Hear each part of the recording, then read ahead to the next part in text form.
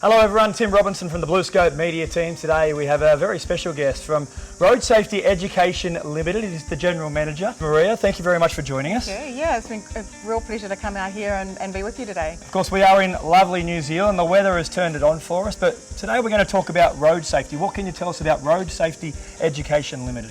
Yeah, so we run this program called RYDA, which we've been running in New Zealand since for 16 years. So New Zealand Steel was one of our founding sponsors for the program and helped us set it up here. So since we've been running here, we've had about 90,000 students come through the program.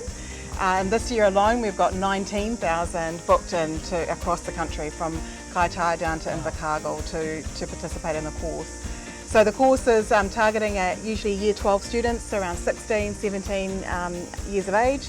They'll either have their licence or maybe be thinking of getting their licence.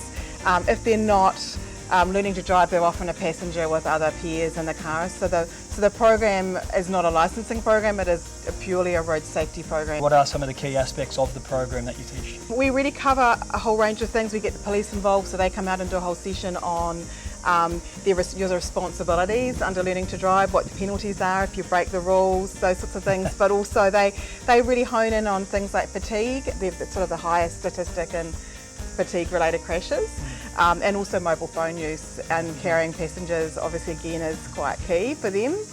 Then we move into a speed and stopping session outside with some driving instructors. They look at all the safety features of a car, and they do like what speed does the stopping distance at just even going 10 k's over the speed limit, what difference that can make to their stopping distance at the other end. Then we do Drive SOS, or Drive So Others Survive. It's all around looking at the road from other people's perspectives, and that's when we would bring in something like heavy vehicles, for example, and the blind spots on heavy vehicles. What about the responses for the students that are involved in this? How do they respond? Oh, they love it. So teachers are basically nearly 100% say it should be compulsory in schools, and students are up in the 90s as well. We're about behaviour change, so we have an advisory council that goes through our program every year, and they're all road safety experts.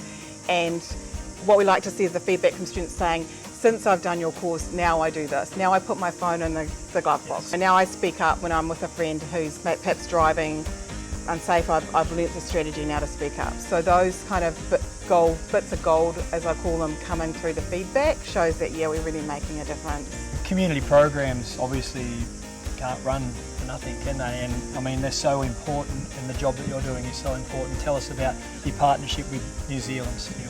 Yeah, well, I mean, we wouldn't have been able to start in New Zealand without New Zealand Steel's initial investment into the program, and you've been consistent with us throughout this time. And so when we started, we had maybe 1,000 kids, and like I said, this year we've got 19,000. So that's a huge part of that is due to New Zealand Steel's partnership with us, and just giving us that backbone and that security and that sustainability for us to get through all that development and growth over the years. And that's been amazing.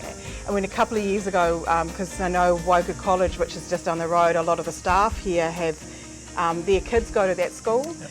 And so we actually brought the college here to run the RYDA course, and ran out on site at the steel mill, and that was pretty cool. We got the sort of staff involved at lunchtime to come down, and we did speed and stopping over in the car park there, and that was such a great day. Last but not least, there's always a slogan or a motto that sticks in your mind, and as a kid for mine in Australia, it was click, clack, front and back.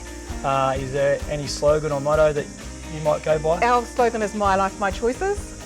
So it's all about kids getting their own plan.